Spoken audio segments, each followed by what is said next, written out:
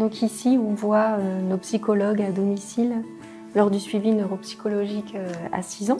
À 12 ans, ici, c'était une photo du suivi pubertaire. Là, on mesure le périmètre crânien, mais on a mesuré différentes choses du développement corporel. Donc ensuite, à nouveau, la visite à l'unité d'investigation clinique à 18-20 ans cette fois. Et donc là, on voit le jeune à qui on prend la mesure de la pression artérielle.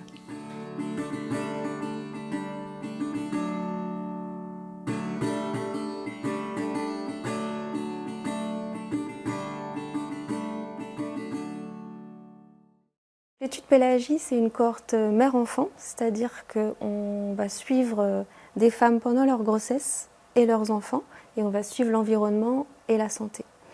Et pour Pélagie, on a suivi 3500 femmes enceintes. On a démarré l'inclusion en 2002 dans la région Bretagne. On s'est intéressé à différents types de contaminants environnementaux. Ça peut être les pesticides par exemple, mais aussi la pollution de l'air, les chimies qui sont liées au plastique ou les solvants par exemple.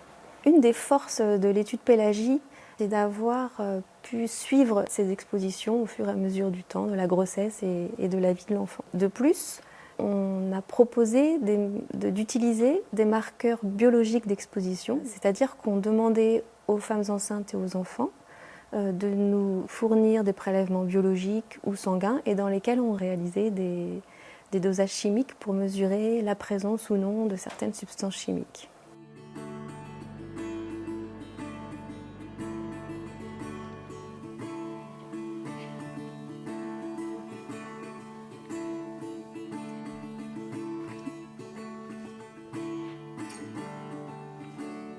Là, ça représente un peu notre étape recherche des prélèvements biologiques.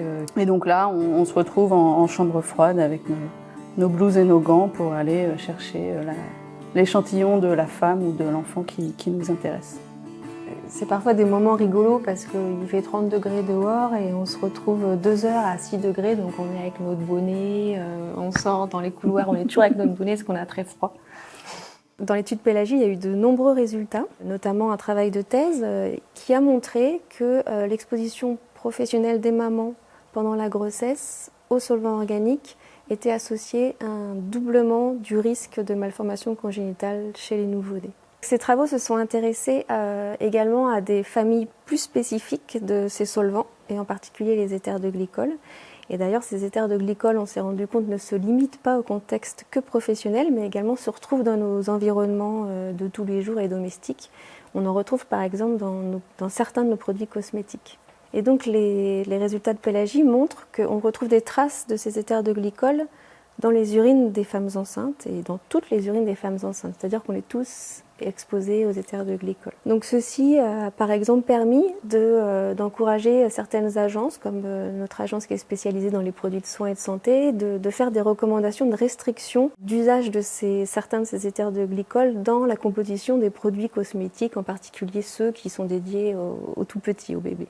Ces travaux étaient très originaux, puisqu'en fait on était une des seules études en Europe et même dans le monde à s'intéresser au lien entre solvants pendant la grossesse et santé de l'enfant.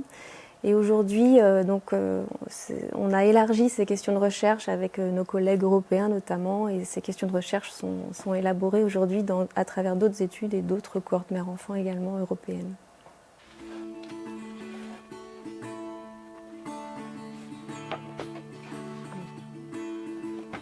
Suivi 6 ans, c'était 2009-2012. 12 ans, 2015, 2018 et quelques. 18-20 ans, 2022 et 25 peut-être. Un autre pan de recherche dans l'étude Pélagie s'est intéressé aux pesticides, puisque c'est une cohorte bretonne qui est une région très agricole. Et en particulier parmi les pesticides, entre autres, on s'est intéressé aux insecticides. Donc grâce au suivi réalisé à 6 ans, spécifique sur le suivi neuropsychologique de l'enfant, on s'est posé ces questions en reliant les expositions prénatales à des insecticides et les performances par exemple cognitives de l'enfant mesurées à 6 ans. Avec finalement des études aussi nord-américaines et Pélagie, on a finalement tous conclu que les expositions prénatales aux insecticides dits organophosphorés étaient associées à des pertes de points de QI en quelque sorte.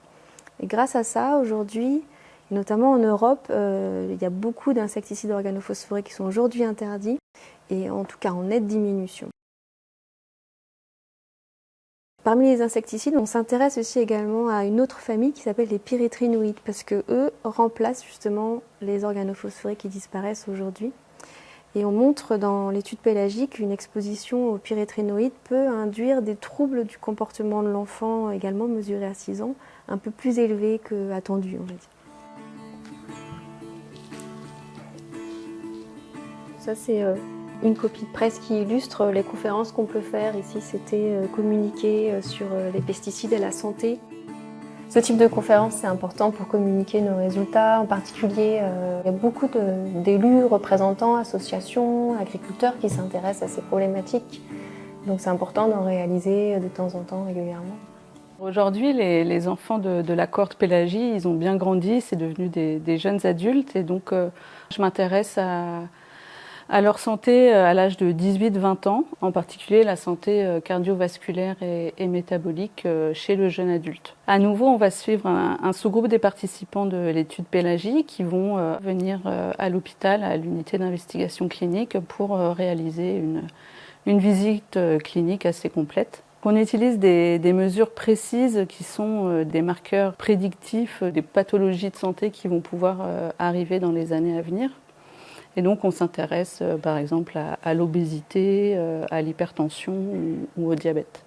Comme pour les suivis précédents de la cohorte Pélagie, on continue à recueillir des prélèvements biologiques, donc du sang, des urines ou des cheveux, pour y mesurer soit l'exposition à certains contaminants chimiques, soit des marqueurs biologiques du type mesurer le cholestérol par exemple.